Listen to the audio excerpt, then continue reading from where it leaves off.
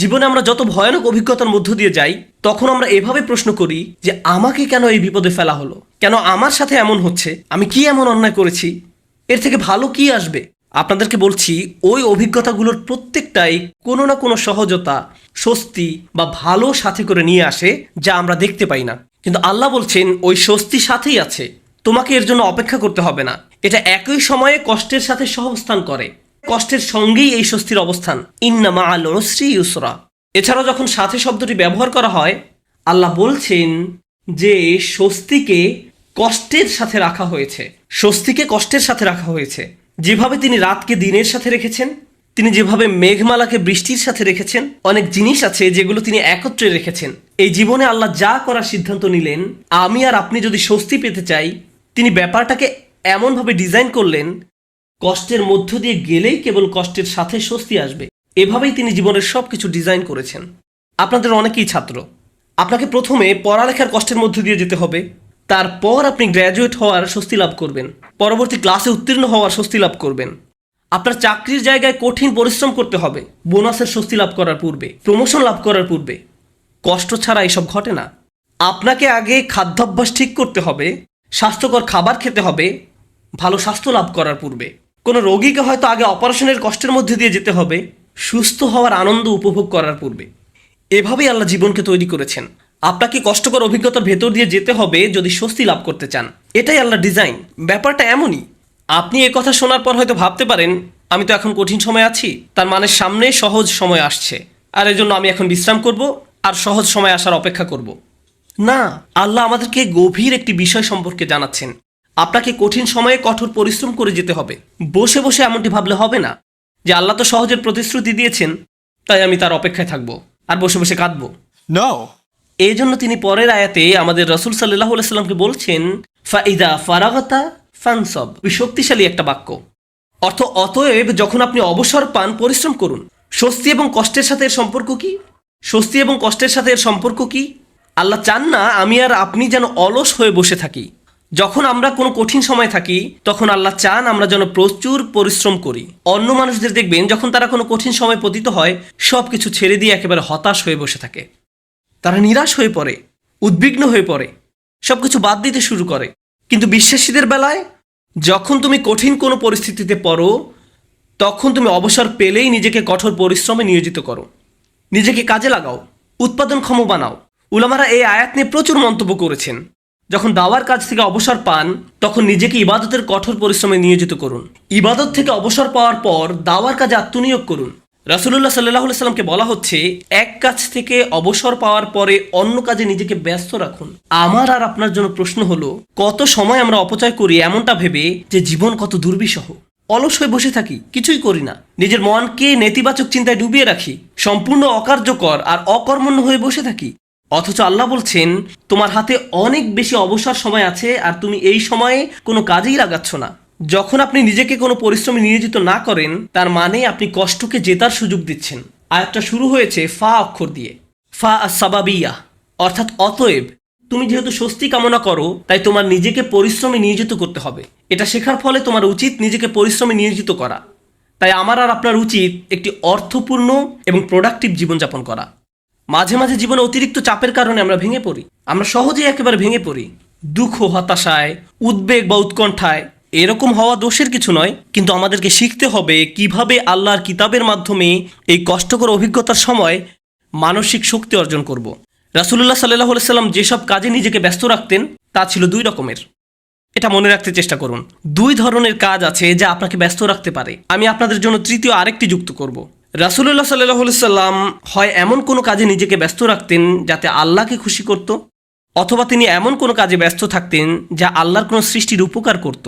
তিনি হয় শুধু আল্লাহর জন্য কিছু করতেন, নামাজ পড়া, জিকির করা, এই কাজগুলো ছিল শুধু আল্লাহর জন্য, অথবা তিনি কাউকে সাহায্য করতেন, তিনি কাউকে পথ দেখাতেন, শিক্ষা দিতেন, এমনকি তিনি মানুষকে জীবিকা উপার্জনের জন্য সাহায্য করতেন।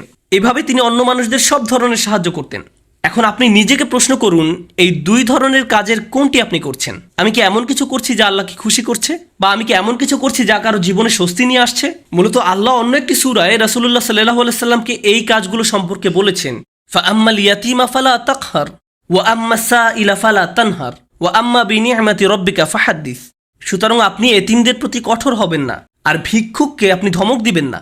কিন্তু আপনি যখন অতিরিক্ত চিন্তা করতে থাকবেন নিজের সমস্যাগুলো কতটা খারাপ, জীবনটা কেমন দুর্বিষহ, কিভাবে সব কিছু তার গতিপথ হারিয়ে ফেলছে, কোনো কিছুই কোনো দিন ঠিক হবে না, তাহলে নিজের মাঝে আপনি অতিরিক্ত ডুবে আছেন, আপনি নিজেকে নিয়েই পড়ে আছেন। এভাবে নিজেকে নিয়ে পড়ে থাকলে আল্লাহর সাহায্য আসে না, এভাবে আল্লাহর সাহায্য আসে না। আল্লাহ বলেন ওয়া ইলা রব্বিকা ফারগব, এবং আপনার পালনকর্তার প্রতি মনোনিবেশ করুন। আমি আর আপনি যে সমস্যাগুলোর মাঝে দিন পার করছি, আজ সেগুলোকে অনেক বেশি, অনেক বড় বলে মনে হয়। সমস্যা ছাড়া আর কিছু নিয়ে আমরা ভাবতে পারি না, কিন্তু একটু সামনে এগিয়ে চিন্তা করলে বুঝবেন আমরা সবাই একটা গন্তব্যের উদ্দেশ্যে ছুটছি, আর সেই গন্তব্যটি হলো আল্লাহর সাক্ষাৎ। ওয়া আন্না ইলা রব্বিকাল মুনতাহা। যদি এই ব্যাপারটা ভুলে যান যে আপনি একটি রেলগাড়ির ভিতরে আছেন, বুঝতে পারেন বা না পারেন আপনি আল্লাহর দিকে ছুটে চলছেন, আপনি কিন্তু নিশ্চলভাবে দাঁড়ানো অবস্থায় নেই। আপনার সমস্যাটি জীবন থামিয়ে দেয়নি, জীবন এখনো এগিয়ে চলছে। আমার আপনার আল্লাহর সাথে দেখা হবেই। আপনি যখন বুঝবেন আমি যাই করি না কেন এই ভ্রমণ থামানোর কোনো উপায় নেই, তখন আপনার পক্ষে নিজের গন্তব্যের প্রতি মনোনিবেশ করা অনেক সহজ হবে। এই মুহূর্তে আমি যে এলাকা অতিক্রম করছি, যে সমস্যাপূর্ণ এলাকা অতিক্রম করছি, একসময় এটা পার হয়ে যাবে, কারণ এটা আমার গন্তব্য নয়। আমার গন্তব্য হলো আল্লাহ আজ্জা ওয়া জাল্লা। এভাবে নিজের মাথায় একটা চিত্র তৈরি করুন। মনে করুন একটি পথ দিয়ে কোথাও যাচ্ছেন, আর পথিমধ্যে কোনো জায়গায় প্রচণ্ড দুর্গন্ধ নাকে এসে লাগলো। যদি চলতে থাকেন গন্ধটা একসময় চলে যাবে, এটা সব সময় আপনার সাথে থাকবে না। চলতে থাকলে একসময় ভালো একটা জায়গায় এসে উপনীত হবেন। আপনাকে হয়তো ভয়ঙ্কর কোনো অঞ্চলও অতিক্রম করতে হতে পারে, আপনি চলতে থাকলে ওই অঞ্চলও পার হয়ে যাবে। জীবনটা এমনই, আমাদেরকেও এভাবে জীবনের সমস্যাগুলো অতিক্রম করে যেতে হবে। আর আল্লাহ আজ্জা ওয়া জাল্লা বলছেন আপনার আমার জীবনের প্রতিটি ভ্রমণেরই একটি উদ্দেশ্য আছে। আমাদের নিজেদের শুধু একটি প্রশ্ন করতে হবে, আমরা কি পরিশ্রম করছি? দিন শেষে আমরা কি করছি? তৃতীয় যে ব্যাপারটি নিয়ে আজ কথা বলবো, আগে আমি বলেছিলাম মহানবী সাল্লাল্লাহু আলাইহি সাল্লাম হয় আল্লাহর সন্তুষ্টির জন্য কিছু করতেন, নতুবা তার সৃষ্টির উপকারার্থে কিছু করতেন। আর আমাদের বেলায় দিনের অধিকাংশ সময় আমরা আত্মসেবায় ব্যয় করি। অবশ্যই আমাদের বিভিন্ন জিনিসের প্রয়োজন রয়েছে, আমাদের খাবারের দরকার, পোশাক পরিচ্ছদ প্রয়োজন, চাকরি বাকরি করতে হবে, কিন্তু অবসর সময় আমি কি করি? আয়াতটি কিন্তু আপনার দিনের 24 ঘন্টা সময় নিয়ে কথা বলছে না, আয়াতটি আপনার ফ্রি সময় নিয়ে কথা বলছে। আচ্ছা ঠিক আছে, আপনার এক্ষেত্রে কিছুই করার নেই, আপনাকে ভোর 5টায় ঘুম থেকে উঠতে হয়, 6টার মধ্যে অফিসে পৌঁছতে হয়, এবং সন্ধ্যা 6টা পর্যন্ত অফিস করতে হয়, 7:30 পর্যন্ত ট্রাফিক জ্যামে আটকা থাকতে হয়। ঠিক আছে, কোনো সমস্যা নেই, আপনার কোনো অবসর নেই। কিন্তু যখন অবসর পান তখন কি করে সময় পার করেন? যখন ফ্রি থাকেন সে সময় কি করেন? আল্লাহ আপনার জীবনে সহজ সময় আনবেন কিনা তা নির্ভর করে আপনার অবসর সময় আপনি কি করেন তার উপরে। অবসর সময়ের কর্মকাণ্ড তা নির্ধারণ করবে। আপনি নিজের প্রতি সৎ থেকে আমাদেরকে প্রশ্ন করতে হবে, অবসর পেলে আমরা কি করি? আর আমাদের ছেলে মেয়েদের কিভাবে অবসর কাটাতে শেখাই? যখনই তারা একটু ফ্রি সময় পায় ভিডিও গেম খেলা শুরু করে, যখনই তারা একটু ফ্রি সময় পায় টিভি ছেড়ে দেয়। আমরা উপকারী কিছু করছি না, আমরা প্রোডাক্টিভ কিছু করছি না। একটু সময় পেলে আমরা স্বার্থপর বিনোদনে ব্যস্ত হয়ে পড়ি, স্বার্থপর ভোগবিলাসে যুক্ত হয়ে পড়ি। মাথার মধ্যে শুধু এই চিন্তাগুলো ঘুরপাক খেতে থাকে, দুপুরে কি খাবো, রাতে কি খাবো, কোন সিনেমাটা দেখবো, কিছু দেখতে চাও, কিছু খেলতে চাও।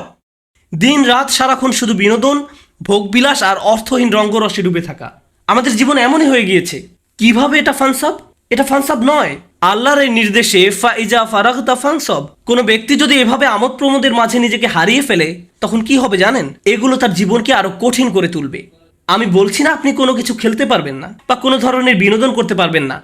আমি জানি এটা গ্রীষ্মের সময়, স্কুল ছুটির কারণে বাচ্চারা এখন খেলাধুলা করতে চায়, এটা ঠিক আছে, কিন্তু তাদেরকে একই সাথে শেখাতে হবে কিভাবে সময়ের উত্তম ব্যবহার করতে হয়। তারা এটা শিখতে পারবে না যদি তারা আপনার কাছ থেকে না শেখে। আমরা যদি অবসর সময় পেলেই অপচয় করা শুরু করি, অর্থহীন কাজে নষ্ট করে ফেলি, উপকারী কোনো কাজে সময় ব্যয় না করি, তাহলে তারাও এই অভ্যাস আমাদের কাছ থেকে আয়ত্ত করবে।